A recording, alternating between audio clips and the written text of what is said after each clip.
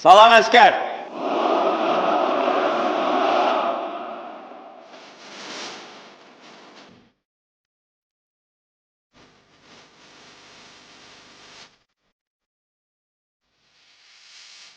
Biz gurur hissiyle bu 5 yılı yaşamış ve eminim ki bundan sonra Azerbaycan halkı qəhrəman, müzəffər xalq kimi, Azərbaycan dövləti, qalib dövlət kimi əbədi yaşayacaq.